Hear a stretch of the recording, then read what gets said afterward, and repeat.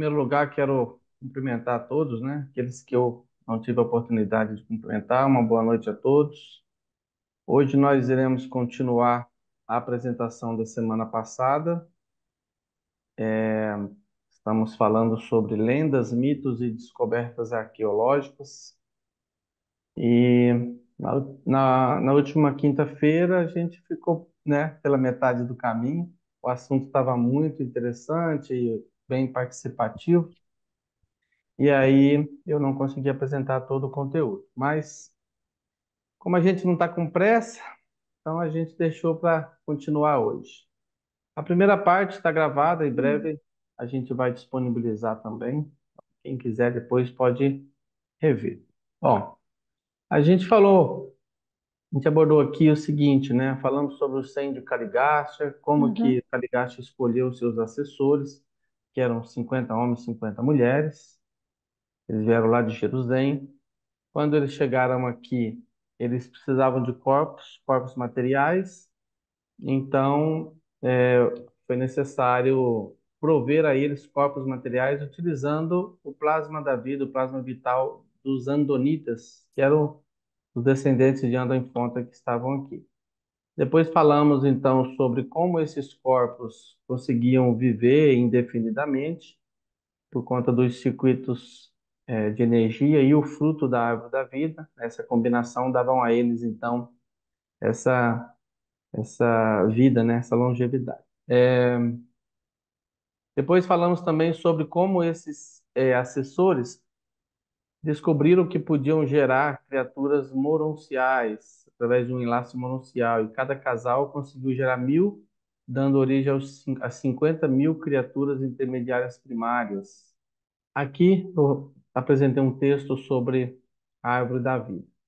Bom, falei um pouquinho sobre Dalamátia, sobre as escolas da Dalamátia, como o príncipe veio para cá para civilizar as raças humanas. Falei daquilo que a escola da cidade planetária ensinou a esse homem primitivo, né? E falei um pouquinho também, comecei a entrar nesse assunto, sobre a queda do príncipe.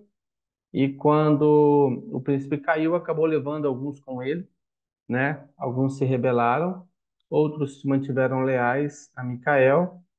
Então, nós tivemos entre os 100 assessores do príncipe, 60 se rebelaram e 40 se mantiveram leais. Entre os outros 100, que eram os andonitas modificados, 44 se rebelaram e 56 se mantiveram leais. E entre as 50 mil criaturas intermediárias, é que tivemos uma perda muito grande, né? 40.119 delas falharam, caíram em rebelião. Bom, eu creio que eu tenha parado aqui sim, mais ou menos. Então, o que que aconteceu? Estava olhando agora, a gente não falou muita coisa na primeira aula, né? Ficou discutindo vários assuntos e acabou que não avançamos muito. Mas vamos lá. O que aconteceu foi que depois da rebelião, nós tínhamos dois grupos entre os assessores. De um lado, a gente tinha os leais, que foram liderados por Van e seu par, né? Que é aquele andonita modificado que cedeu o seu plasma para que pudesse fazer o corpo do Van. Então, eles eram semelhantes, um era clone do outro. E esses pares sempre trabalhavam juntos, né, nas suas missões. Então, quando aconteceu a queda, os leais foram liderados por Van, enquanto que os rebeldes foram liderados por Nod. O Van, sabendo que eles precisavam da árvore da vida para continuar vivendo, né, indefinidamente, se essa árvore caísse nas mãos dos rebeldes, provavelmente eles a destruiriam muito rapidamente, porque primeiro que eles iam continuar comendo do fruto da árvore da vida e iam descobrir que não ia servir de nada, porque eles haviam sido desligados daquele circuito de energia que é essencial para que o fruto da árvore da vida faça efeito. Então eles comeriam do fruto da árvore, eles iam envelhecer de qualquer forma. Então muito provavelmente destruíssem a árvore da vida. Então, o que que o Van fez? O primeiro ato, depois da rebelião, foi levar a árvore da vida para algum lugar seguro. Aí eles montaram um acampamento a alguns quilômetros de distância dali, e ele tinha também as criaturas intermediárias, leais, que eram menos de 10.000, tinha querubins, serafins, que eram anjos que haviam se mantido leais também. E aí montou uma equipe que tinha praticamente a missão de proteger a árvore da vida. Eles eram poucos, né? O número de criaturas intermediárias rebeldes era muito maior, 4 vezes mais, mas eles ficaram ali. Então eram 96 dos 200 assessores, 96 leais, e aí eles podiam comer do fruto da árvore da vida e continuaram então vivendo. Como já foi dito, a rebelião aconteceu há 200 mil anos. E o Van e o Amadon liderou esse grupo de leais por um período de mais de 160 mil anos. Desde a rebelião até a chegada de Adão e Eva chegaram aqui por volta de 37 mil anos, arredondando. Então, vamos imaginar 37 mil menos 200, vai dar 163 mil anos, aproximadamente, que eles continuaram aqui, se alimentando do fruto da árvore da vida e cuidando dos assuntos. Vamos dizer assim, os únicos representantes do governo celestial aqui em Urântia, aqui na Terra. Por quê? O príncipe havia se rebelado, todos os outros haviam se rebelado e sobraram apenas eles. Os 104 rebeldes, que são os 60 assessores mais os andamitos modificados que haviam caído, e logo eles se deram conta de que estavam privados, né, dos circuitos de vida do sistema e que haviam perdido a imortalidade. É claro que eles eram seres supra-humanos, né? Eles tinham muito conhecimento, eles tinham muita inteligência. O fato deles caírem, eles não perderam os seus dons natos, eles eram realmente supra-humanos. Eram seres bem superiores às raças humanas. Então, quando viram que eles haviam perdido a imortalidade e que eles iriam, com o tempo, né, eles iriam envelhecer e com o tempo iriam morrer. Então, eles decidiram que eles iriam recorrer à reprodução sexual. Por quê? Eu falei, bom, já que nós vamos morrer, pelo menos nós deixaremos descendência. Nós vamos deixar filhos, né? O nosso povo, nossa raça não vai deixar de existir. E aí, esses descendentes ficaram conhecidos como os Noditas. Por quê? Por causa do líder deles, que era o Nod. E é por isso que tem aquela informação na Bíblia, quando diz que Caim matou Abel, né, e ele fugiu do jardim, ele foi para a terra de Nod. Por quê? Porque era a terra do seu pai, né, que era um nodita. Então ele havia acabado de matar Abel, né, e teve que fugir do jardim. Para onde eu vou? Aí ele foi para a terra de Nod. Está escrito no livro de Gênesis 4, do 1 ao 17, conta a história, né, desse embate entre Caim e Abel. Diz assim: sucedeu que, estando eles no campo, se levantou Caim contra o seu irmão Abel e o matou. E saiu Caim de diante da face do Senhor e habitou na terra de Nod, do lado oriental do Éden. E conheceu Caim sua mulher, e ela concebeu e deu à luz a Enoque. E ele edificou uma cidade e chamou o nome da cidade conforme o nome de seu filho.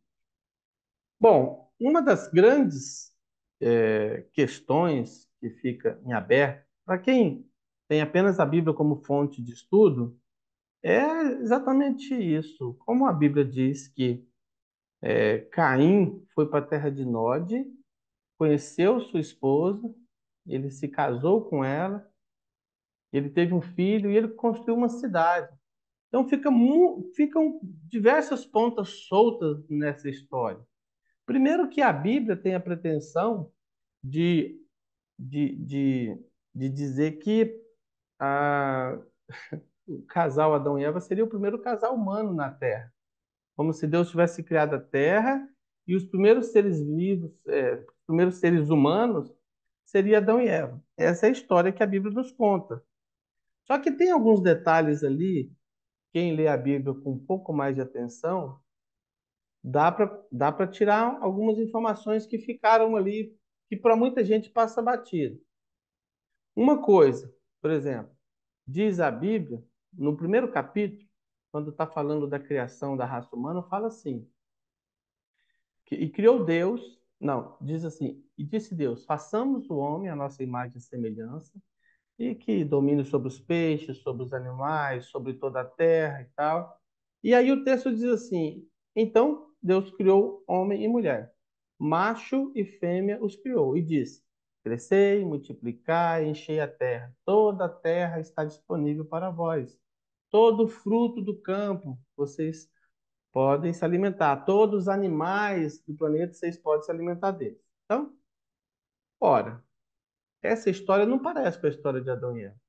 Porque isso está no capítulo 1. Quando vai falar disso no capítulo 2, a Bíblia já, quando vai falar de Adão e Eva, no próximo capítulo, o capítulo começa assim. Então foi assim que Deus criou todas as coisas. E ele criou tudo isso em 6 dias, e descansou no sétimo, e viu que tudo era muito bom e estava tudo perfeito. Aí, depois disso, o primeiro casal humano já tinha sido criado lá no capítulo anterior. Aí no capítulo 2 fala: então Deus plantou um jardim no Éden e colocou Adão nesse jardim. E aí ele faz a Eva e tal. E aí começa a história de Adão e Eva. Só que lá no capítulo 1 já havia criado homem e mulher. E mais, diz assim, não fala de jardim, não fala de limitação. Fala assim, ó, todo o planeta crescer e multiplicar e encher a terra. Todos os animais da terra, todo o vegetal da terra está à sua disposição. Então, para quem lê a Bíblia com um pouco mais de atenção, entende perfeitamente que a raça humana surgiu bem antes de Adão e Eva. A gente entende perfeitamente isso. E quando vem a história de Caim, aí que derruba de vez essa tese de que Adão e Eva era o primeiro casal humano. Por quê? Porque veja a conversa que, em tese, né? A gente tem isso no texto bíblico, que diz que quando Caim matou Abel, o Senhor foi ter com Caim, né? Falou assim: Caim, o que que você fez? Né? O sangue do seu irmão, né? Clama até mim. Você matou Abel. Aí ele, matei Abel. Assim, então agora eu serei amaldiçoado pela terra e qualquer um que me vê vai querer me matar. Ora, Caim estava se referindo a quem? Se a história realmente fosse que Adão e Eva fossem o primeiro casal humano e eles tiveram Caim e Abel, ora, Caim matou Abel, sobrou Adão, Eva e Caim. Ele está fugindo do jardim, né? Ele está indo para outros lugares. Como é que ele diz a Deus isso? Fala assim: olha, qualquer um que me vê vai me matar, mas qualquer um quem, ô Caim? Quem você está se referindo? Se a teoria de que Adão e Eva é o primeiro casal humano, então essa conversa de Caim não faz nenhum sentido. Além do mais, Deus concorda com ele, então tá bom. Para que ninguém te mate por aí, né? Aí fora, porque aí fora do jardim a coisa o bicho pega, né? Para que ninguém te mate, eu vou colocar um sinal em você. Aí você vê, Caim fala isso, Deus concorda com ele, e aí a história toda contradiz essa ideia de que Adão e Eva eram o primeiro casal humano. Por quê? Porque aí Caim sai do jardim do Éden, vai para essa terra de Nod. Que terra é essa? Né? Estou falando isso porque, para quem estuda a Bíblia apenas e não conhece o conteúdo do livro de Urântia, né? Não tem respostas. Quem foi a mulher de Caim, né? Aí ele vai para uma terra distante, chamada Terra de Nod. Ele se casa, ele tem filho e constrói uma cidade. Há quem diga, né? Fala assim, não, mas Caim pode ter casado com uma de suas irmãs, ou, sei lá, uma sobrinha, né? Vai que Caim tivesse mais um irmão e mais uma irmã, e esses dois tivessem uma filha. De repente, ele poderia casar com uma sobrinha. Mas a verdade é que ele construiu uma cidade para ele, a mulher e o filho. Então, assim, são muitas pontas que não se encaixam, muitas peças que não se encaixam. E aí o livro de Dante explica totalmente isso, né? A gente conhece a verdadeira história de Adão e Eva, a gente sabe que quando eles chegaram aqui, a Terra já estava cheia de seres humanos. Andam e Fonta surgiu na Terra há 1 milhão de anos. E eles já tinham povoado praticamente o planeta inteiro quando chegou aqui o casal Adão e Eva, que foi há 37 mil anos. Ontem, né? Se a gente for pensar em 1 milhão de anos, Adão e Eva chegou ontem. E aí, quando Adão e Eva se estabeleceram ali no Jardim do Éden, eles acabaram falhando. Não vou me alongar na história de Adão e Eva, porque tem até outros vídeos que eu fiz recentemente falando sobre toda essa história com bastante detalhe. Mas a Eva acabou tendo um filho com Cano, que é um nodita, né? Depois, a tribo de Cano foi destruída, né? Os filhos de Adão e Eva atacaram essa tribo e mataram todos os homens da tribo, inclusive o Cano. E Adão pegou sua família e saiu do primeiro jardim e foi para essa outra região, que é o segundo jardim, que fica ali entre o Tigre, ficava, né? Entre o Tigre e o Eufrates, na região atual do Iraque. Bom, quando Caim e Abel estavam já adultos, né? Caim parece que era 2 anos mais velho que Abel. Abel foi o primeiro filho de Adão e Eva que nasceu no novo jardim. Eles cresceram juntos, tal, mas o Caim sempre se sentia inferiorizado. Ele não era filho de Adão, ele era filho de Eva com Cano. Inclusive o pai dele havia morrido. E depois dessa briga que ele teve com Abel, e ele acabou matando o seu irmão, ele fica a única pessoa que ele tem ali naquele lugar, por assim dizer, que é a mãe dele, porque ele não era filho de Adão. E todos meio que olhavam para Caim como se fosse assim, esse aí é o fruto do pecado, né, da Eva, a representação da queda de todo o projeto de Adão e Eva. E aí ele já tinha esse sentimento, o Abel vivia falando para ele que ele não era filho de Adão, e um dia eles brigaram e Caim matou Abel. Quando Caim procura sua mãe, o conselho que ela dá é: olha, é melhor você ir buscar a família de seu pai, procurar os noditas. Vai ser, você vai ser bem recebido lá, porque você é um nodita. E ali no Éden a coisa tinha ficado realmente insustentável, né? Porque ele tinha matado o próprio irmão. Então Caim fugiu ali do jardim, que era o segundo jardim ali ao lado entre o Tigre e o Eufrates, naquela região. E ele foi para o lado oriental, né, para o leste, encontrar os noditas. E lá realmente ele encontrou o povo dos noditas, a tribo, a antiga tribo de seu pai. Claro que o pai dele já estava morto, mas provavelmente sobrou alguém da tribo, né?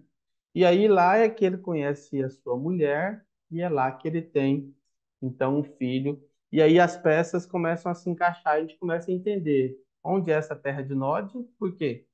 Porque Nod era o líder dos rebeldes que deu origem a essas tribos, tá? Conhecidas como os Noditas. Os 96 leais aguardaram 7 anos até a chegada de uma comissão de administradores Melquisedeques, né? Eu tinha falado que eles tinham ficado aqui até Adão e Eva, né? Mas na verdade quem ficou aqui até Adão e Eva foi só o Van e o Amadon. É, e eles foram levados para Jerusalém. Provavelmente, eu entendo que tenha sido levado os assessores, né? Que haviam vindo de Jerusalém. É o que eu suponho. Porque as criaturas intermediárias, elas são do planeta Terra e elas continuaram aqui. Os anjos que estavam a serviço também continuaram aqui. E aí, Não Van e foi, não foi criada uma comissão, Neemias, de 12 Melquisedeques que ficou responsável, só que lá eles não eram visíveis. Não foi há é, 200 mil anos que isso foi criado? é que quando Adão e Eva chegaram, esses Melquisedeques deixaram por conta de Adão e Eva Visto. e deixaram a administração. Passaram para Adão e Eva, né, a administração do planeta. Aí quando aconteceu, desculpa, isso aqui é antes, né? Isso aqui nós estamos falando de antes, bem antes de Adão e Eva, quando aconteceu a rebelião. É, quando o príncipe planetário veio para cá, o governo ficou na mão do príncipe, né? Do príncipe planetário. Então não tinha Melquisedeques administrando aqui. Então, quando aconteceu a rebelião, Van e Amadon esperaram 7 anos até chegar essa comissão de administradores do Melquisedeques, e eles ficaram aqui até a chegada de Adão e Eva. Aí, quando chegou Adão e Eva, foi o que eu disse. Eles passaram o governo para Adão e Eva. Quando houve a queda, eles voltaram para administrar o planeta por conta da queda, né? Então, o que eu estou corrigindo é que eu tinha dito que os 96 leais tinham ficado aqui até Adão e Eva. Então, corrigindo, só ficaram Van e Amadom. E os outros foram levados para Jerusalém. Eu não sei dizer com relação aos andonitas modificados. Não há um detalhe nesse sentido aí. Se eles Pelo foram. texto, parece que está dizendo que eles foram, mas não tinha como eles ir, né, com os Tinha que corpos passar pela mortais. morte, né? Porque ou é a É. morte ou é a fusão, não tem outro jeito. Bom, então eles trabalharam aí por todo esse período. Ivan e Amadon só foram dispensados após a chegada de Adão e Eva. E eles ficaram aqui, e foram eles, inclusive, que trabalharam pela construção, né, do Jardim do Éden. Quando o casal adâmico estava para vir, eles receberam essa informação e eles começaram então a preparar o jardim, um local onde o casal adâmico pudesse se estabelecer e construir a sua família, né? Formar essa nação da raça violeta. Então eles trabalharam, foram uns 300 anos trabalhando aí nesse jardim, se eu não me engano. Bom, o que que acontece? Eu falei, o título dessa apresentação fala de lendas, mitos e tal. Por quê? Para quem já teve a oportunidade de assistir Alienígenas do Passado, vocês vão conseguir fazer muito paralelo do que eles falam, que eles consideram como sendo alienígenas do passado, que na verdade não passava desses seres aí. Aí tem a história dos Anunnakis, tem a história de Nefilins, e tem a história de que os deuses estavam na Terra. Para os alienígenas do passado, é como se os aliens, os extraterrestres estavam na Terra, né? Então, cada um chama de um jeito. Na Bíblia, quando fala da queda desses assessores do príncipe, não fala assim, ó, os assessores do príncipe, naturalmente. Fala assim, os filhos de Deus viram as filhas dos homens, que elas eram formosas, e tomaram para si como mulheres. E quem são esses filhos de Deus? São exatamente esses que eu acabei de falar, que quando ocorreu a rebelião, eles, sabendo que iriam envelhecer e morrer, começaram então um processo de. Eles decidiram que queriam deixar a família, né? Porque eles iam morrer e não deixariam descendência. Então o livro diz assim, ó, a presença desses extraordinários supra-humanos abandonados pela rebelião e unindo-se agora aos filhos e filhas da terra, obviamente deu origem àquelas histórias tradicionais dos deuses descendo para reproduzir-se com os mortais. E assim originaram-se as mil e uma lendas de natureza mítica, baseadas apenas nos fatos dos dias pós-rebelião, e que posteriormente encontraram lugar nas lendas e tradições folclóricas dos vários povos cujos ancestrais tinham tido esse tipo de contato com os noditas e os seus descendentes.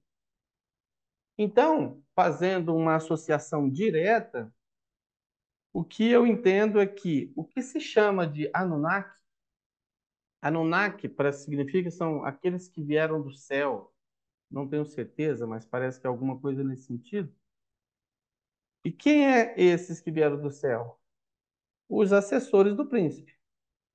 Eles chegaram com o príncipe era um ser é ainda um ser espiritual, então ele precisava de assessores com corpos materiais. Então, ele trouxe de Jerusalém 100 assessores. Aqui, eles escolheram 100 humanos andonitas, que utilizaram o DNA desses humanos para formar os corpos dos 100 assessores que havia vindo de Jerusalém. E agora o príncipe então tinha 200. Ele tinha os 100 assessores clonados e os 100 humanos modificados, que são aqueles andonitas modificados. E aí, quando, para os povos que estavam assistindo tudo aquilo, imagina, eles viveram aqui só durante o período em que o príncipe era leal, antes da rebelião, eles viveram 300 mil anos. Agora imagina os seres humanos que viviam naquela época. É óbvio que iam tratar eles como deuses. Por quê? Eles eram superiores em inteligência, em conhecimento, eles eram poderosos realmente, eles sabiam tudo, né, sobre todas as coisas. Por exemplo, precisava alguém tinha um problema de saúde, ele sabia quais ervas que eram necessárias para a pessoa tomar, fazer um remédio, curar. Imagina o poder que isso dava a eles. Além de trabalhar com metal, produzir armas de metal, que aquilo era uma coisa que nunca havia sido vista, né? Aqui, produzir a tecelagem, usar o algodão, a seda, a escrita e tantas outras coisas daquela escola, das 10 escolas que eu citei na semana passada.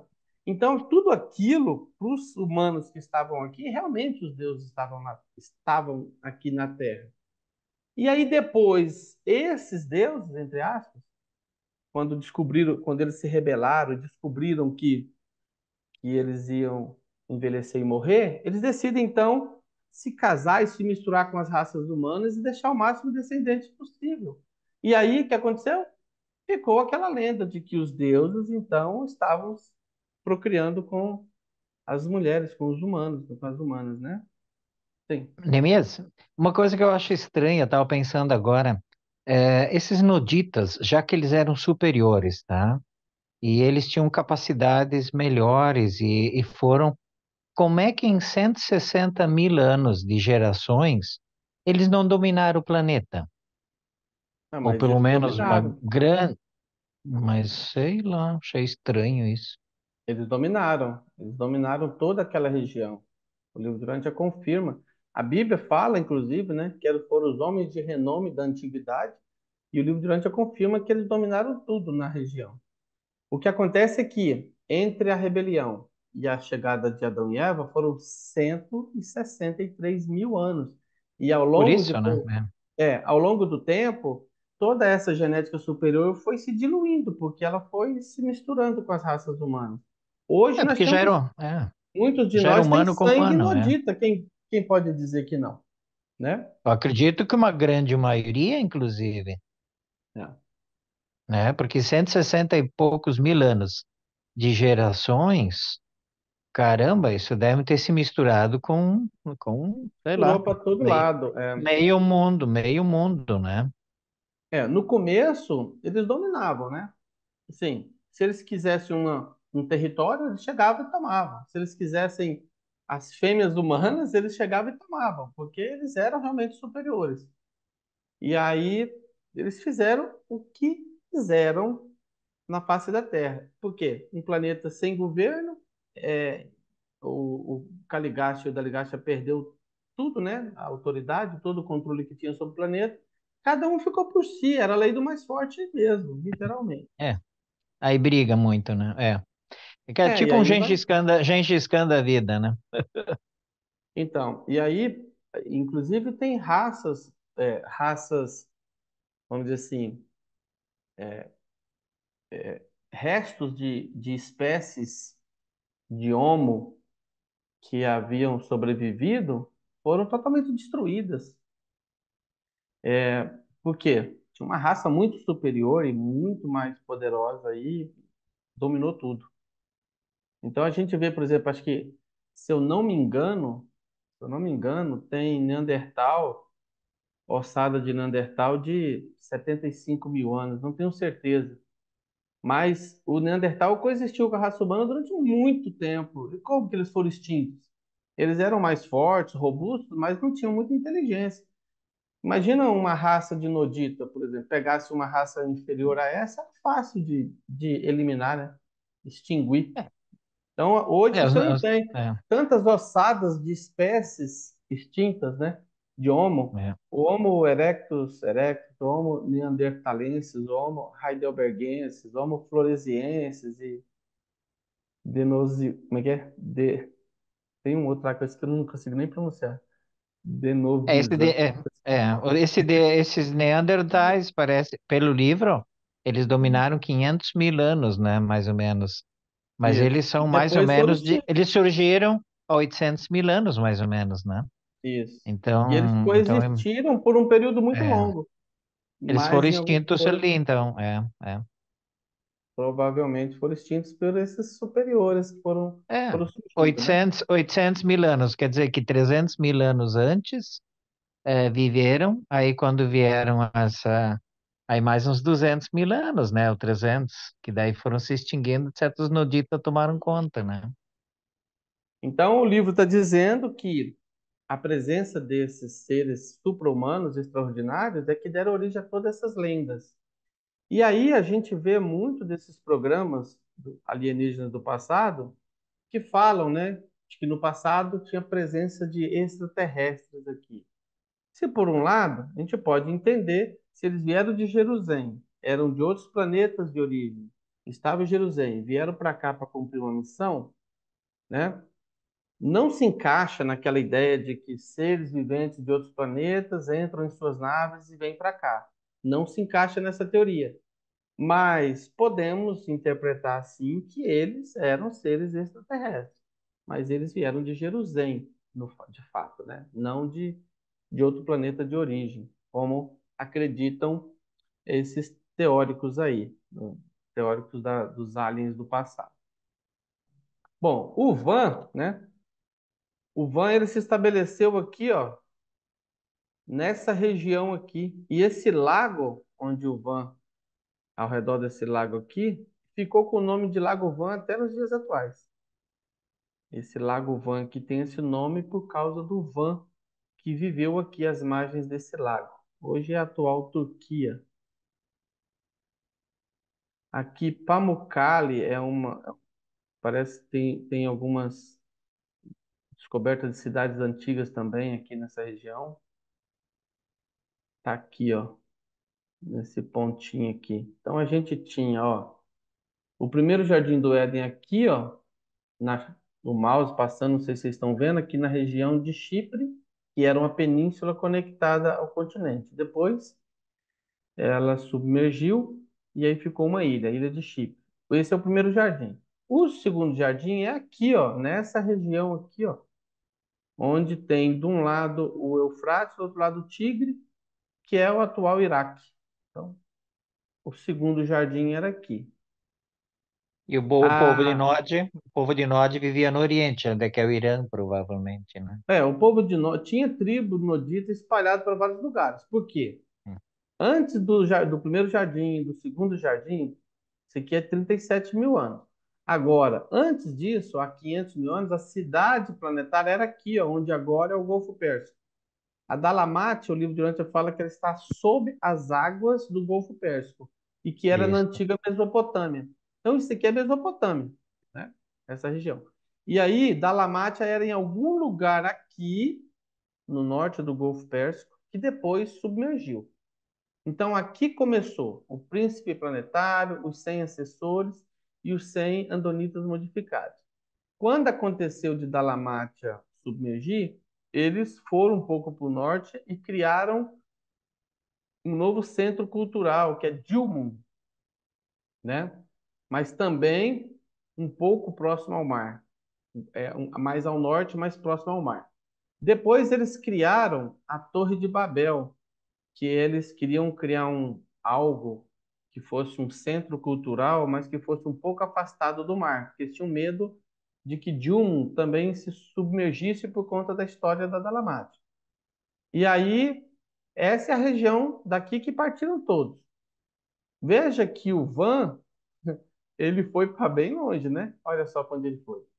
Ele estava fugindo né, viver numa região em que ninguém pudesse encontrar ele e os leais com a árvore da vida. E aí, mas os noditas foram se espalhando por essa região. E aí o livro de Urântia diz que quando Abel fugiu do jardim, estavam aqui no segundo jardim. Ele foi para o leste aqui, né? Oriente. Então tinha tribos noditas vivendo aqui onde é o atual Irã, em algum lugar aqui, né? Bom, quem são os Anunnakis, então, e quem são os Nefilins? Fazendo uma relação direta, Anunnaki seria aqueles que vieram do céu. Então, os 100 assessores de Kaligash. Esses são os Anunnakis. Nefilins são os seus descendentes. Quando eles começaram a cruzar com a raça humana, deu origem a uma espécie diferente, porque eles tinham uma genética diferente dos andonitas normais. E aí, desse cruzamento é que surgem os nefilins. O povo fala em gigantes, né? Eram os gigantes e tal. Aí as pessoas às vezes pensam que quando fala em gigante, seria, sei lá, homem de 10 metros de altura, né? Mas não é gigante, não nesse ponto, né? Se você pegar uma pessoa de 2,5 metros de altura, você pode considerar que é um gigante. Parece que aquele gigante que a Bíblia fala, o Golias, que lutou lá com Davi, né? Aquela história lá, de acordo com o que eles falam lá, é como se ele tivesse uns 3 metros de altura, ou um pouco menos. É porque fala em côvado, e aí depende de que côvado. Côvado é a distância da ponta do dedo até o cotovelo. Então, cada cultura tinha um côvado, uma medida de côvado diferente. O côvado, às vezes, dá, é maior em alguma cultura e menor em outra. Mas seria mais ou menos ali, talvez quase 3 metros. Já é um gigante, né? Imagina para uma população que tem 1,5 m, 1,70 m no máximo. Um cara que tem quase 3, já pensou? É realmente enorme. Então, na Wikipedia fala que é o seguinte, assim, ó, os Anunnakis são um grupo de divindades, entre aspas, sumérias, acádias e babilônicas. O nome é alternativamente escrito Anuna ou Anunnakine, Anunna, ou seja, algo no sentido que aqueles que vieram do céu, ou prole do príncipe. Você vê, isso aqui está na Wikipedia. Prole do príncipe, como se fossem os filhos do príncipe, né? Que eram, na verdade, os assessores do príncipe, os 100 ligados.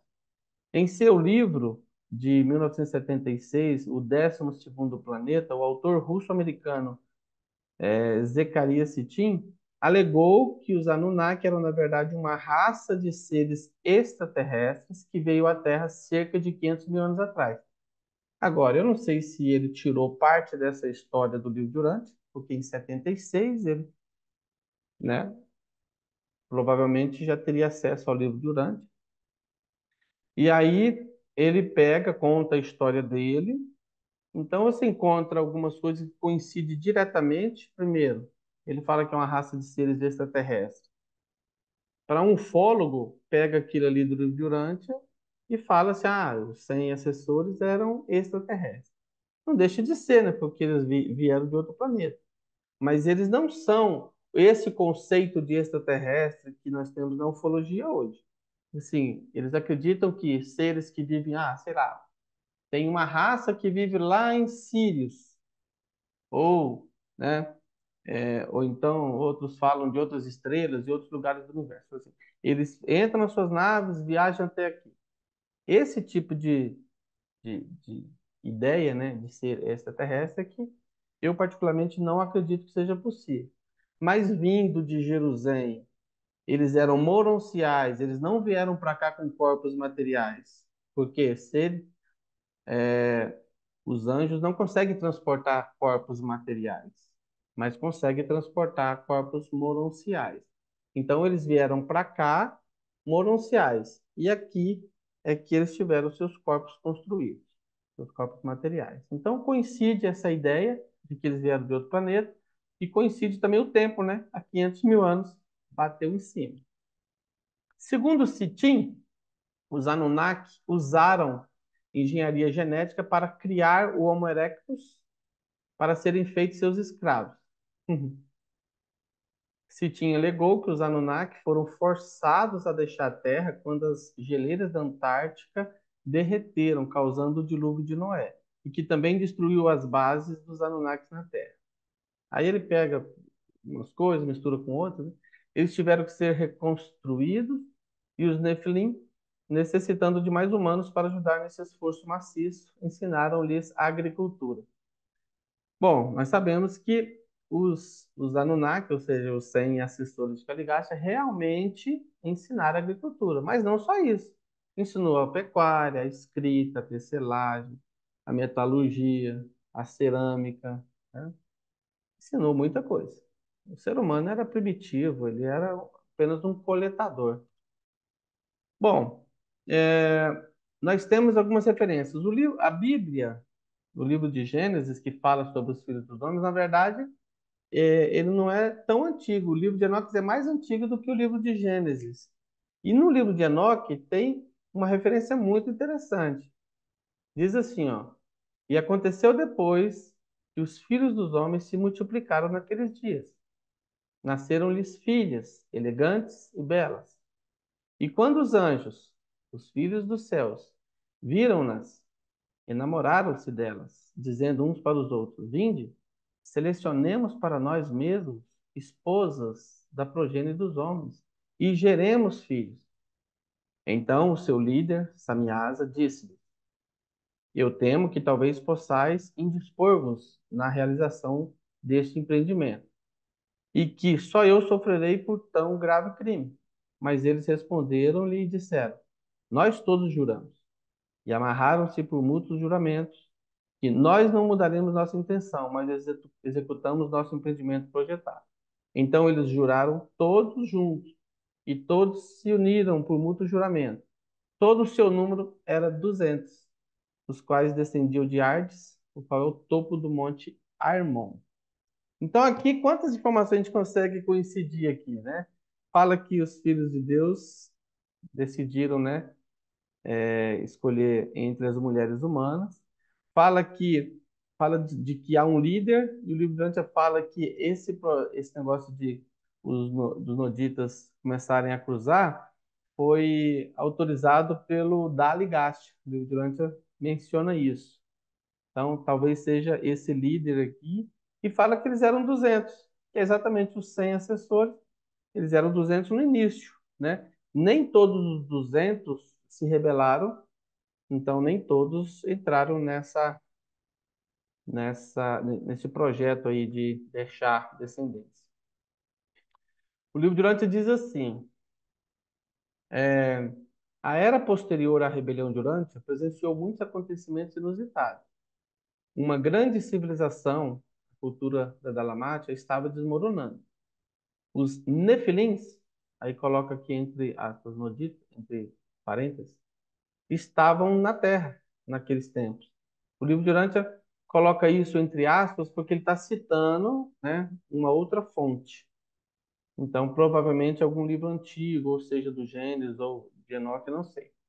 Então ele coloca assim esse trecho, que é uma referência, diz assim: os nefilins estavam na terra naqueles tempos, e quando esses filhos dos deuses foram até as filhas dos homens e elas conceberam deles, os seus filhos formaram os poderosos homens de outrora, os homens de renome, que é o que a gente lê exatamente isso na Bíblia. Ainda que dificilmente fossem filhos dos deuses, os assessores do príncipe e os seus primeiros descendentes eram considerados como tais pelos mortais evolucionários daqueles dias distantes. Mesmo a sua estatura veio a ser aumentada pela tradição. Essa é, pois, a origem das lendas de um folclore quase universal, de deuses que desceram à terra e que conceberam com as filhas dos homens uma antiga raça de heróis. E toda essa lenda foi ainda mais confundida com as misturas das raças dos adamitas que apareceram mais tarde no segundo jardim. Depois, teve outra história, que a gente sabe, de Adão e Eva, quando houve a queda do casal Adão, e eles sabiam que iriam envelhecer e também iriam morrer, então eles iniciaram um projeto. A Eva montou uma comissão de mulheres que escolhiam mulheres que pudessem ter filhos de Adão. Porque não era qualquer mulher que poderia ter filho de Adão. Porque Adão realmente era muito superior, era maior e muito superior. Então, uma mulher frágil não teria condições de ter um filho de Adão. Quando aconteceu o pecado de Eva, que ela ficou grávida de Cano, Adão, para que ele pudesse continuar com Eva e não deixar que ela assumisse essa bronca sozinha, ele decidiu cumprir o mesmo ato que a Eva. Ou seja, ele escolheu uma mulher e teve um filho com ela. Na verdade, uma filha, né? Só que essa mulher, ela acabou morrendo no parto. Então eles viram que não era qualquer mulher, tinha provavelmente uma estrutura robusta para suportar a progênie de Adão. Então a Eva montou um grupo, um comitê de mulheres lá, e aí eles selecionavam mulheres, provavelmente de outras regiões, de outros lugares, porque ali no jardim talvez não tivesse tudo isso. E aí Adão teve mais de 1.000 filhos nesse processo, né, com essas mulheres humanas, e deixou a Até sua porque, descendência. até porque Eva era o quê? Geneticista, bióloga, o que que ela era ainda? Então ela tinha esse conhecimento de anatomia, de... Sim, eles tinham um conhecimento muito superior, né? Eles são biólogos, se eu não me engano, lá em Jerusalém. Os noditas, de linhagem pura, foram uma raça magnífica, mas gradativamente misturaram-se aos povos evolucionários da Terra. E não demorou muito para que ocorresse uma grande deterioração. Lembra que você falou? Ah, eles iam dominar o mundo por todo o tempo. Assim, eles dominaram por um tempo, mas depois foi ficando comum, né? Foi virando normal. Não tinha mais nada de mais, né? Não havia grande diferença entre um nodita e um outro, um andonita qualquer. Então, 10.000 anos depois da rebelião, eles haviam perdido terreno até um ponto em que o seu tempo médio de vida chegou a ser apenas um pouco maior do que os das raças evolucionárias. Então, no começo, eles viviam muito tempo. Depois, eles foram diminuindo. E talvez isso explique por que que as placas dos reis sumérios retratam que os primeiros reis tinham uma vida longa, né? Assim, o reinado de um rei era mais de 1.000 anos. Eu não acredito que eles vivessem mais de 1.000 anos. Mas mesmo que a gente considerar como ano lunar, o livro Durante fala que muitas desses relatos de seres que viviam muito tempo no passado é porque eles utilizavam o calendário lunar. Então, o ciclo lunar era um ano. Então, ou seja, 28 dias dava um ano. E aí, se você pegar aí, por exemplo, a Bíblia fala de Matusalém. Quer ver? Deixa eu pegar a calculadora aqui. Matusalém fala que viveu 969 anos. Agora você pega 969 anos de 28 dias, eu vou multiplicar por 28, daria 27.132 dias. Aí dividimos isso em ano solar, que é 365. Matusalém viveu até 74 anos. Para uma época em que os seres humanos morriam muito cedo, 40 anos, morriam de velhice, 45, já era raro que acontecesse. Uma pessoa que atingisse 74 realmente era uma pessoa assim, extraordinária, viveu demais, não é mesmo? Então, por isso que tem esses anos, assim, existem essas placas, esses tabletes de argila, que foi encontrado nessas escavações, né, lá na Suméria, e encontraram lá uma lista de reis. Lá na Wikipédia tem uma lista de reis, vou mostrar para vocês. A lista de reis da Suméria. Então eles começam assim, ó, 28.800 anos, né? É muito tempo, né? De reinado. 36.000 anos, 43.200, 28.800, aí vai. Na conta deles, né? De acordo que vai descendo, vai diminuindo, vai caindo. os reinados, né? Vai caindo. Então, dá a entender que essa, essa, essas lendas sumérias desses reis antigos, que eram os próprios deuses, que eram os Anunnakis, é porque no começo eles viviam mais mesmo, mesmo que não seja todo esse tempo que eles anotam, mas eles viviam mais. E ao passar né, de muitas gerações, foi diluindo. E é isso que o livro fala aqui nesse parágrafo, é que com o tempo foi. Aqui, ó. Cadê? Aqui, ó. 10.000 anos depois da rebelião, eles haviam perdido o terreno até um ponto em que o seu tempo médio de vida chegou a ser apenas um pouco maior do que o das raças evolucionárias. Desculpa aí, que tem uns motoqueiros ignorantes que passam aqui. Então, o que que o texto está dizendo? Que eles viviam mais e depois passaram a viver menos, até chegar a um ponto muito próximo da, do tempo de vida, na expectativa de vida de um ser, de um humano comum, que não fosse nodita. Bom, aqui o livro de Urântia fala sobre isso. Ó. Quando os arqueólogos desenterraram os blocos de argila com os registros dos sumérios, os mais recentes descendentes dos noditas, eles descobriram listas de reis sumérios que remontam a vários milhares de anos atrás. E à medida que esses registros recuam no tempo, os reinados individuais desses reis têm a duração de 25 ou 30 anos, até 150 anos ou mais.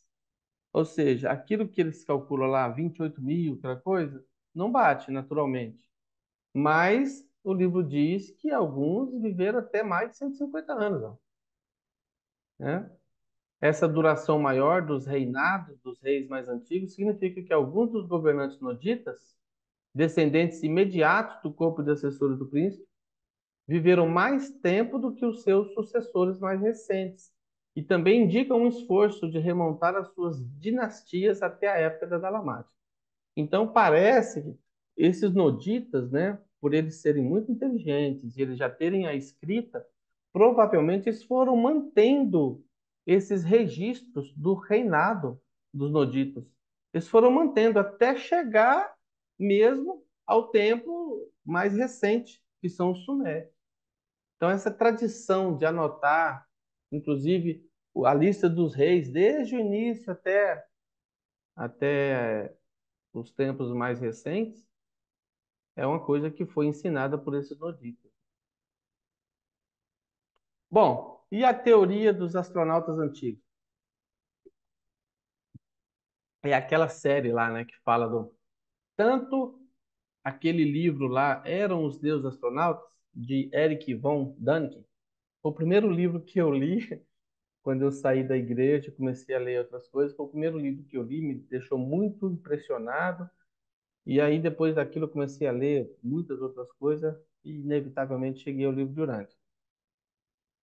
Então, esse livro do Dani, quem fala que aqueles eventos miraculosos do passado, e de que Deus tinha feito isso, que Deus tinha feito aquilo, ele associa tudo isso a eventos ufológicos, como se fosse ação de extraterrestre. Essa é a teoria dele, né? Então, a teoria dos astronautas antigos é uma hipótese pseudocientífica, que não há comprovação, né? Usada para descrever a crença de que seres ou criaturas extraterrestres visitaram a Terra milênios atrás e que as civilizações do passado, de alguma forma, teriam interagido com tal contato. Então, de certa forma, foi isso que aconteceu, né? Seres humanos estavam aqui, numa boa, já havia 500 mil anos que a raça humana tinha surgido, os andonitas. De repente, desce aqui o príncipe planetário. E ele traz com ele 100 assessores que vieram de Jerusalém. Eles escolhem 100 andonitas, fazem modificações nos seus corpos, utilizam o DNA desses andonitas para construir os corpos dos assessores, dos 100 assessores, e eles ficaram aqui nesse processo por 300 mil anos, fazendo o trabalho do príncipe planetário, cumprindo a sua missão de civilizar as raças humanas. E ensinaram os homens sobre tudo. Então, tudo isso que se diz aí, quando vocês forem assistir agora Alienígenas do Passado, vocês vão ficar conectando tudo, uma coisa com a outra. Dá para entender perfeitamente. A engenharia, a tecnologia, a, toda. A gente vê, por exemplo, uma similaridade na construção de pirâmides, por exemplo, no mundo inteiro, em todas as civilizações. Ou seja, tudo isso tem uma raiz comum. Por quê? Porque tudo parte dali, da cidade planetária, tudo parte de Dalamate. E depois, como isso faz muito tempo, as raças foram indo para outros lugares do mundo, mas cultivaram muitas dessas técnicas. Então, essa teoria dos astronautas antigos afirma que, para essas civilizações, esses seres que desciam dos céus estão relacionados com a origem ou o desenvolvimento do homem e da cultura humana. Tem relação, sim, com a cultura humana, com o desenvolvimento, mas não foram eles que criaram o homem, igual o Citim lá fala, Zacarias Citim fala que eles vieram aqui, eles que fizeram manipulação genética e criaram o homem. Não. A raça humana surgiu há 1 milhão de anos. Eles vieram para cá há 500 mil anos. Então, eles não participaram disso, mas participaram, sim, de todo o conhecimento humano, né? Foram a base de toda a civilização e de todas, não só ali daquela região, porque é dali que tudo se espalhou pelo mundo. Nós temos essa situação, esse conhecimento inicial, depois nós temos Adão e Adão e Eva ali estabelecendo ali no segundo jardim ali, a gente nota que todos os centros todos os centros culturais e todas as primeiras cidades que a gente tem de conhecimento, né? Ainda sobraram vestígios que estamos estudando hoje, os sítios arqueológicos mais antigos que a gente tem conhecimento é ali daquela região. Então, todas as cidades mais antigas já descobertas até hoje estão ali, saíram dali, desse centro cultural de Adão e Eva. Então, nós temos a presença deles, isso há 500 mil anos, até há 300 mil anos, depois teve a rebelião e tudo se dispersou. Depois nós temos essa tentativa de Adão e Eva, mas infelizmente falharam. Mas o que temos hoje é resultado dessa civilização iniciada por Adão e Eva. É dali que surge, por exemplo, os primeiros filósofos na Grécia, os primeiros matemáticos no Egito, por exemplo. Aí depois eles se espalham ali pela Europa, e aí surgem as primeiras navegações, e aí essas navegações começam a rodar o mundo e descobrir outros continentes, outros lugares, e tudo começa ali. Muitas das provas apresentadas pelos defensores dessa teoria são artefatos arqueológicos, monumentos da antiguidade, pictogramas pré-históricos, mitos e histórias que são interpretadas de acordo com as suas próprias teses, baseando suas teorias no princípio de que quase todos os antigos mitos da criação descrevem deuses que teriam descido dos céus. Isso é comum. Todas as culturas do mundo vai contar essa história, que os deuses vieram para a Terra. Todas as histórias, se você for estudar a raiz de cada cultura, em algum lugar vai estar lá, que os deuses desceram e criaram o homem, que ensinaram tudo para esse homem primitivo. Por quê? Porque é realmente isso que aconteceu ali em Dalamate. Aqui, é, esse hieroglifo, que é chamado de helicóptero, está em Abidos, no Egito. Eles dizem que naquela época eles tinham tecnologia. Mas não dá para dizer que isso aqui realmente é um helicóptero, né? Isso aqui é um helicóptero, isso aqui é o que? Um barco? O que? Como é que chama aqueles Zeppelin, né? Aqueles negócios que. Não sei, isso aqui é o que? Um gafanhoto gigante? Não sei.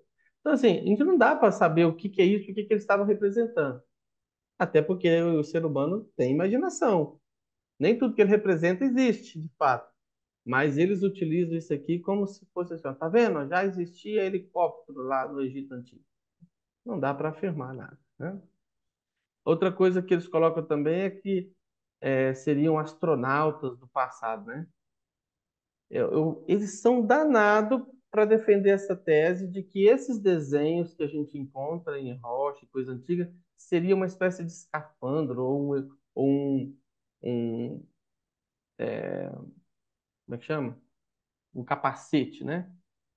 Só que o mais curioso é que a ufologia atual nunca representa os ETs deles, os ETs atuais, com capacete. Parece que a ufologia atual esqueceu do capacete e agora todos os ETs que vêm para cá respiram o nosso ar. Porque você não vê um ETzinho representado com capacete. Então, por que que no passado isso aqui seria uma vestimenta de astronauta? Mas eles veem essas representações e supõem que isso seria astronautas do passado, né? Bom, vou falar um pouquinho sobre as criaturas intermediárias.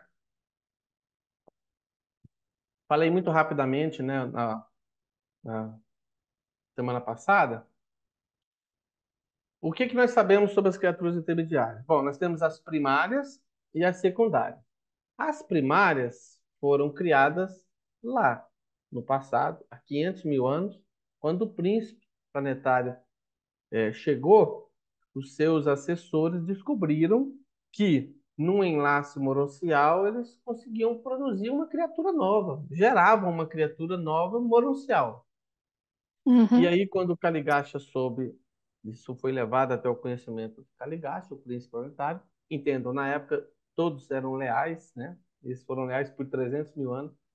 Então, foi levado ao conhecimento de Caligacha e ele sabia desse fenômeno. Ele falou assim, não, isso acontece. Inclusive, outros planetas, eles geram essas criaturas e servem, inclusive, como auxiliares no governo planetário. Então, vocês podem fazer. E aí reuniram, eram 50 casais, né? Porque eram 50 homens, 50 mulheres, dos 100.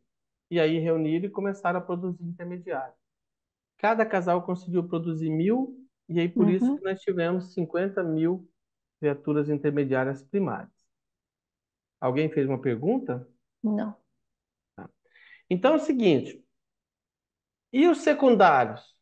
Os secundários é uma história diferente. Inclusive, para mim, até mais fantástica ainda do que a história dos primários.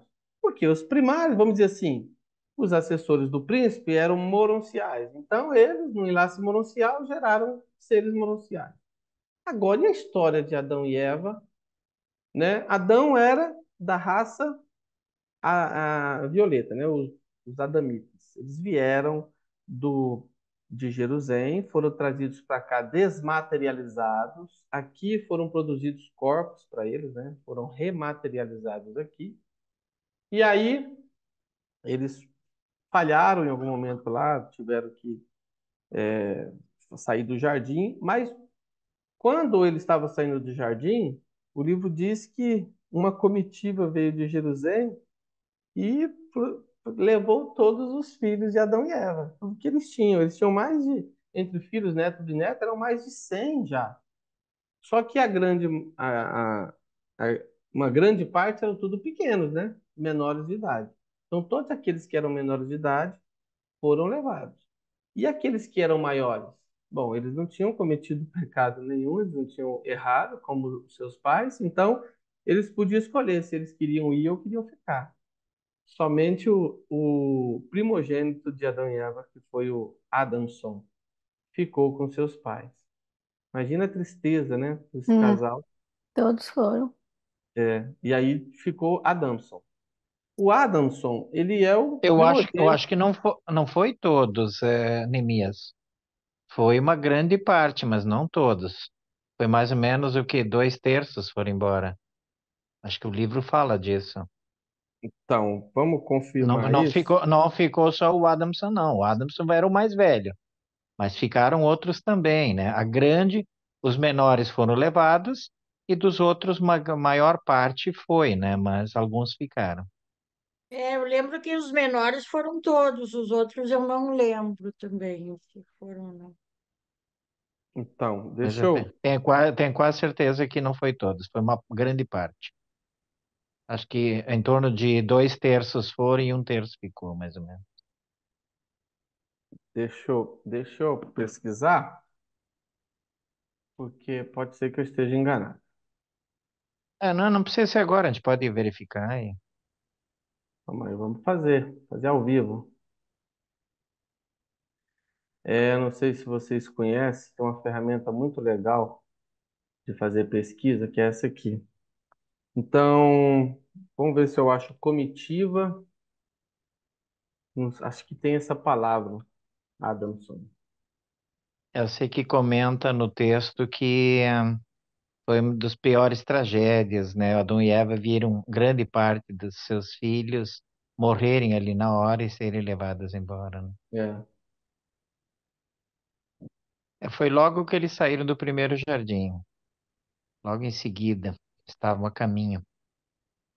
Ao terceiro dia, aqui, ó, ao terceiro dia depois da sua partida do jardim, a caravana edênica foi detida pela chegada de transporte seráfico de Jerusalém. E pela Isto, primeira vez, Adão e Eva foram informados sobre o que seria dos seus filhos. Enquanto os transportes permaneciam à espera, àqueles filhos que haviam chegado à idade de escolha, 20 anos, foi dada a opção de permanecerem em Urântia com seus pais. Foi dada a opção, eles podiam escolher. Ou tornarem-se pupilos dos Altíssimos de Nor-Melquisedeque. 2 terços deles escolheram ir para Edente. Cerca isto, de um terço escolheu permanecer com seus pais. isto. É, todas as crianças que não tinham idade para escolher foram levadas para Edente. Ninguém poderia ter assistido à dolorosa separação desse filho material e dessa filha material dos seus filhos, sem compreender quão difícil é o caminho do transgressor. É isso mesmo. Muito bem. Atento. Falei só para ver se você estava atento aí. Então, o que que aconteceu? Eu estava falando sobre os intermediários e o livro diz que os intermediários secundários eles surgem ali da linhagem de Adamson. Mas por quê? Porque nós tínhamos, lembra dos noditas? Nós tínhamos uma linhagem de noditas que eram seres, os assessores do príncipe que haviam vindo de Jerusalém. O Adamson era descendente direto também de Adão e Eva que haviam vindo de Jerusalém. Então você tinha o Adamson, que era uma linhagem pura, adamita, filho direto de Adão e Eva, e tinha a Rata, que era uma descendente direta de Nod, que também era uma descendente de sangue puro, que não havia se miscigenado, eu entendo, talvez, com os humanos. Porque quando fala descendente direta de Nod, eu entendo que os assessores que se rebelaram, eles procriaram com os humanos, mas também procriaram entre si, porque eles tinham casais, né? Lembra que era 50 homens, 50 mulheres entre os assessores? Então, provavelmente, né? Muitos deles casaram entre si também, não apenas assim, só com os humanos. Eu entendo que casaram entre si.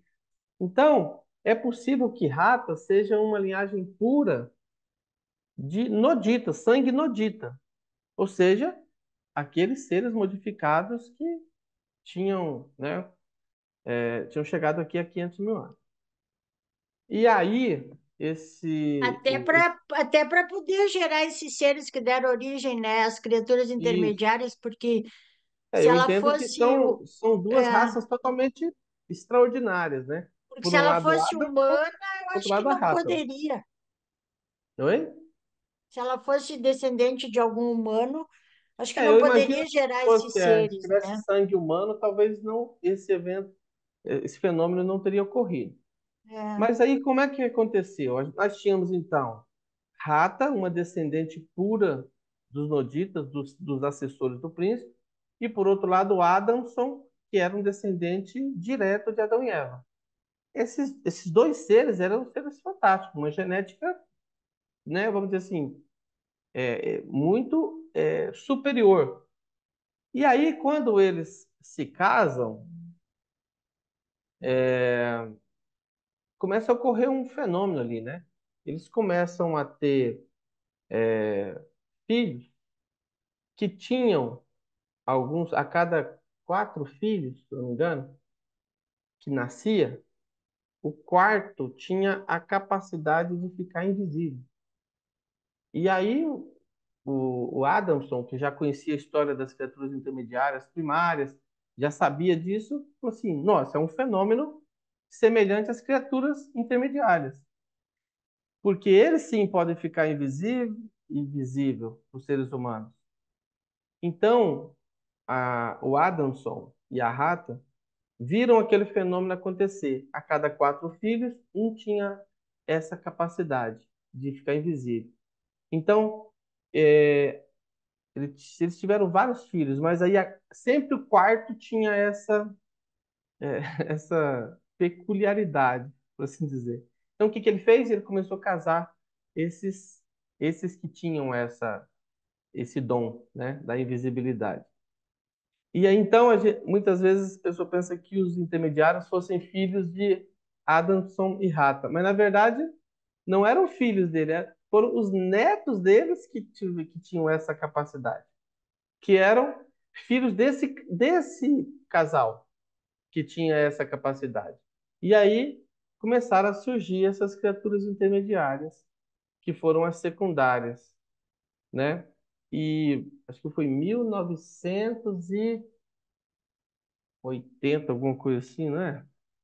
Eu tô ficando velho, né? Tô perdendo as memórias. Intermediários secundários, que fala que eles que foram 1900 e poucos, porque mil teve nove- 800 e poucos que se rebelaram e 1111 ficaram leais, né? é, aqui, ó, secundárias. É, entre os filhos de Adamson, houve apenas 16 É. desses progenitores peculiares de criaturas intermediárias secundárias.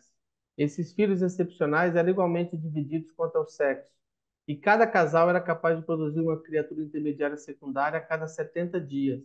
Em Olha só, 1984 eles produziram. é, por meio de uma técnica combinada de ligação sexual e não sexual.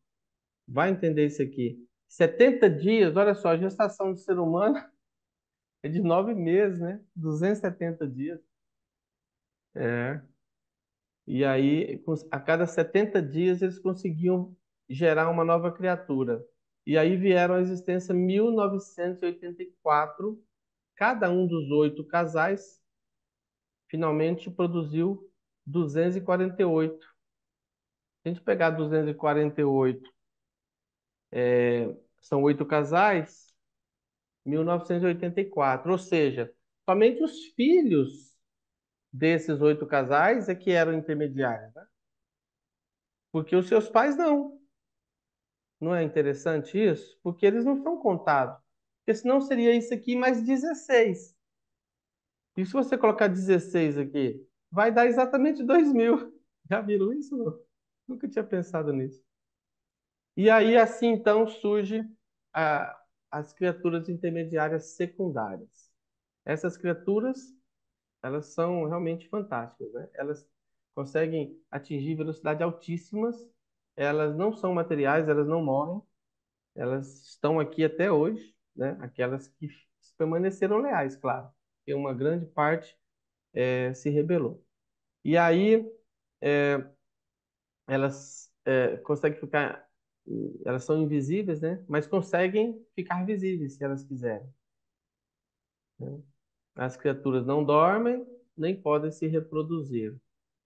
Algumas dessas criaturas conseguem atingir a incrível velocidade de 599.580 quilômetros por segundo, ou seja, 2 vezes a velocidade da luz. Olha só como é que pode uma criatura, é porque eles não são materiais, né? Então eles conseguem atingir essa velocidade. Um anjo que é espiritual, já não é moroncial, é espiritual, um serafim, por exemplo, consegue atingir 3 vezes a velocidade da luz. Olha só que interessante. Uma Tá volta bem, ao mundo. mas veja que são nossos primos, né? Se a é, gente começar a correr, será que a gente consegue melhorar um pouco? ah, o Usain Bolt lá consegue, né? Um pouquinho. Quase, a gente é material, né? Não tem. Ó, uma volta ao mundo no plano equatorial equivale a 40 mil quilômetros. Nessa velocidade, uma criatura intermediária poderia dar quase 15 voltas completas na Terra em um segundo. Já pensaram nisso? Ele conseguir dar a volta 15 vezes ao redor da Terra em um segundo? É uma velocidade incrível, né? Até o dia de Pentecostes, quando o Espírito da Verdade foi otorgado à humanidade, essas criaturas tinham a faculdade de influenciar as mentes humanas mais frágeis, inclusive controlar suas ações. E é por essa razão que muitos escritores designaram essas criaturas rebeldes como espíritos do mal ou demônios, e suas interferências eram consideradas como possessão demoníaca. Porque, imagina, você vê que tem alguma coisa interagindo ali, tem alguma coisa acontecendo, e você não vê, você não sabe, é invisível, né? Então, tratava como se fossem espíritos do mal. E teve muitos casos, assim, de ter essas criaturas ficar perturbando alguém, porque não sei se divertia com isso, eu não, nem consigo entender por que faziam isso. Mas tem um caso em que Jesus, no livro durante relata que Jesus ordenou, né, que essa criatura deixasse aquele jovem e não voltasse nunca mais, deixasse ele em paz. E era realmente um caso semelhante a isso, de interferência, né? Era um espírito do mal, de certa forma, entre outras palavras, um linguajar comum que ficava atormentando a vida daquele jovem ali. Elas possuem certos poderes definidos sobre as coisas do tempo e do espaço, como também sobre os animais. É interessante que tem uma vez, o livro Durante fala que quando Pedro esteve preso, né, um anjo recebeu a ordem, ó, vai lá e solta Pedro. Pedro estava preso numa, sei lá, não sei se era uma grade, alguma coisa assim. Ele estava preso. E aí o anjo não tem como manipular a matéria. O anjo não consegue tocar a matéria, porque ele é um ser espiritual. Então ele transferiu essa missão para uma criatura intermediária que foi lá e libertou o Pedro, né, da prisão. Só tem O uma que, coisa que eu não entendo no livro. É, por que que as secundárias se rebelaram e se rebelaram contra quê? Porque se elas estão aqui há 30, nasceram muito depois das primárias, pois é, muito depois da rebelião. Eles mas não Que explicam direito essa o rebelião Caligá, das secundárias. eu o acho que Caligasta estava por aí é, incomodando ainda. isso é. E outra, elas tinham as criaturas intermediárias primárias, que era uma espécie de referência para elas, né? Que as É, primárias secundárias. Muitas secundárias seguiram as primárias na Ah, rebelião. sim. Não é que se rebelaram, porque o tempo já tinha passado, a rebelião já tinha acabado, mas elas se é. alinharam seus propósitos, né? E começaram a ficar do lado das rebeldes. Uma das Mas é figuras para era ver, O mas Belzebu, né? Isso, O tantos Belze... anos depois, né? pois Assim, é. sem nenhuma um motivo muito grande. Então, mas pensa comigo, ó. Lembra daquele dia Jesus lá no Hermon com os rebeldes? E se Jesus tivesse caído na lábia do Caligaste? Jesus, como um ser humano e tal, ele estaria caindo em rebelião. Muito tempo depois da Uhum. rebelião, ele estaria se aliando aos rebeldes. Assim como o livro de Dante fala que Adão e Eva caíram, mas eles não caíram em rebelião. Isso foi um fato muito bom, porque apesar de tudo, eles cometeram um erro, mas eles se arrependeram do erro e eles não se aliaram ao rebelde. Que eles poderiam também, ao mesmo tempo, se aliar a Lúcifer, né? Mas eles não foram acusados de rebelião. E talvez também, Enemias, eles devem ter causado a queda de muitas personalidades antes de Jesus vir para cá. Talvez Hum, seres humanos, personalidades que iam ter alguma coisa legal, e eles conseguiram fazer cair em queda. Por isso também do crime deles, né? Ser um pouco é, mais. Né?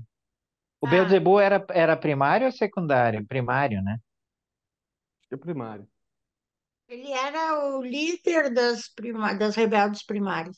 A Lília levantou a mão. Opa, vamos lá. Lília, Dei a mão. Tudo bom? Tudo bom. Não, eu tava. Por que que elas se rebelaram?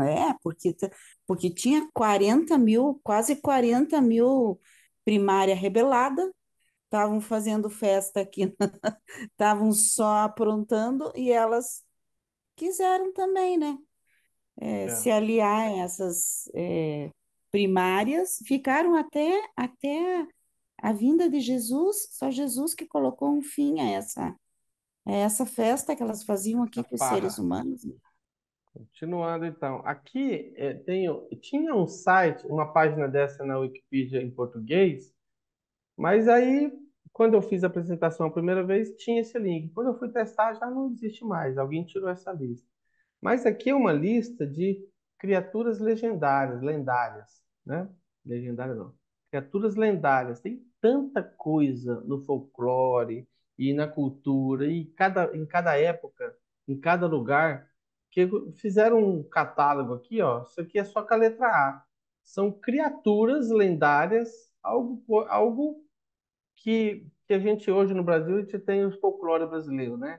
Por exemplo, tem mula sem cabeça, tem saci pererê, tem o... Esqueci o nome aquele do cabelo de fogo lá que anda com os pés para trás. Tanta coisa, e tem o boto cor-de-rosa, e tem sereia, e tem não sei o quê. São tantas criaturas imaginárias, né?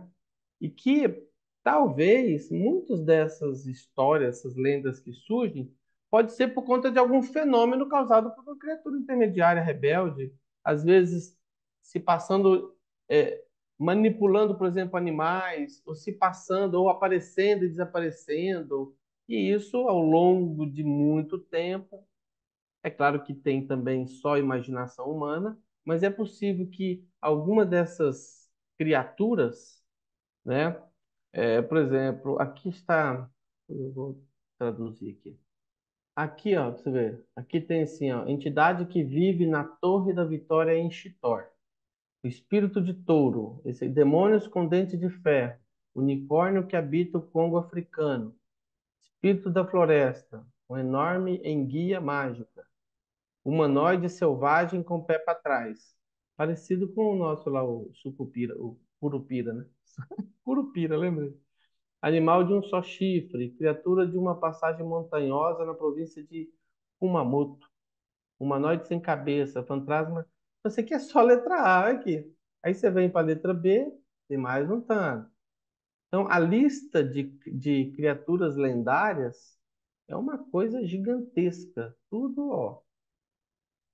Você vai na letra aqui, aparece uma lista enorme. Então, 200 mil anos de criaturas intermediárias soltas por aí, né?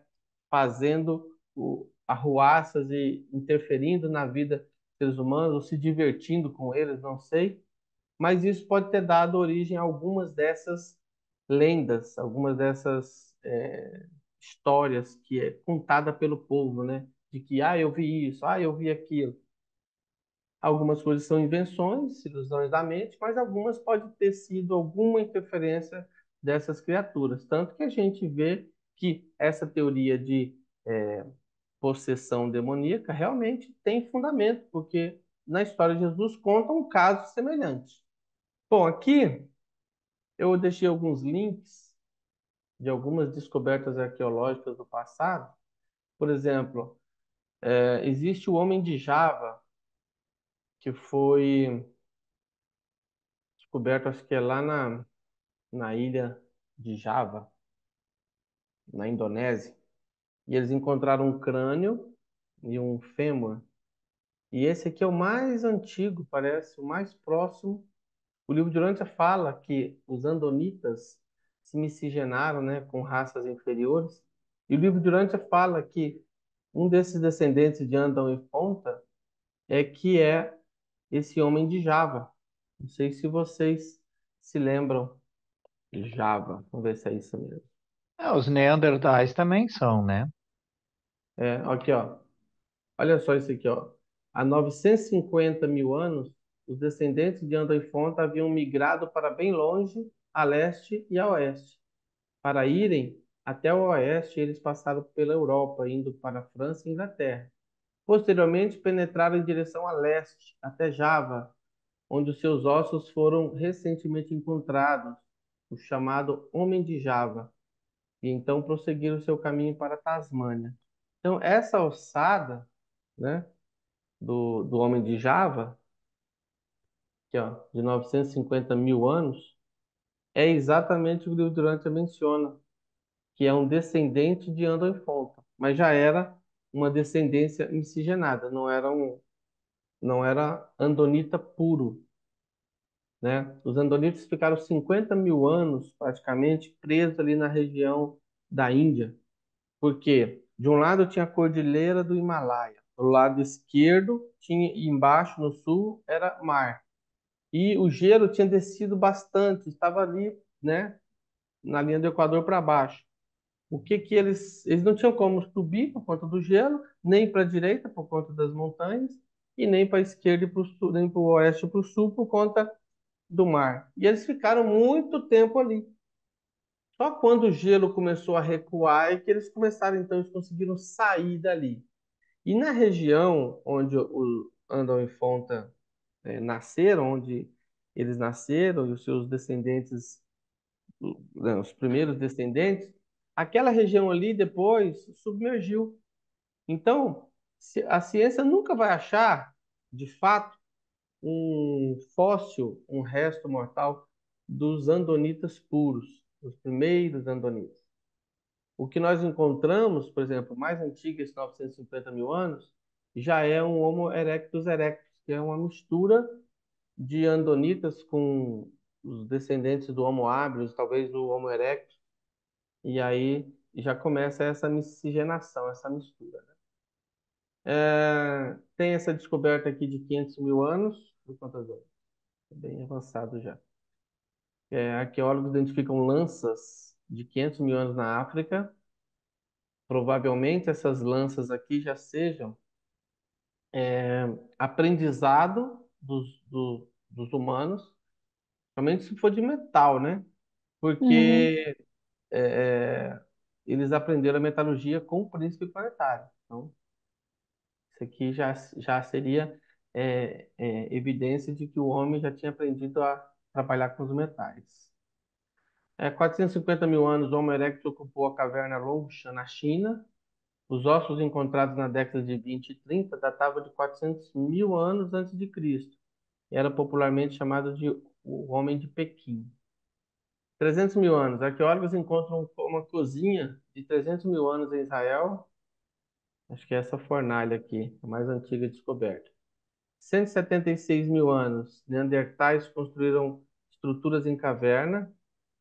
Aqui os antropólogos estimam que os humanos começam a usar roupas por volta de 170 mil antes de Cristo. Mas nós sabemos que os homens já haviam aprendido a tecelagem com a chegada do príncipe. É difícil encontrar, né? Imagina encontrar tecido, roupas de 500 mil anos. Então, esse aqui é o mais antigo que eles conseguiram achar. Aqui, 82 mil anos, descoberta de pequenas pérolas perfuradas de conchas em Taforalt, no Marrocos. São as primeiras evidências de adorno pessoal. Aqui, 73 mil anos, arqueólogos encontram o desenho mais antigo do mundo em caverna africana. 50 mil anos, descoberta da primeira agulha fabricada e usada pelos denisovanos. Eu estava tentando lembrar que nome aquela hora, não lembrei. Bom, é isso, pessoal. Muito É obrigado isso aí aí. pela presença de vocês.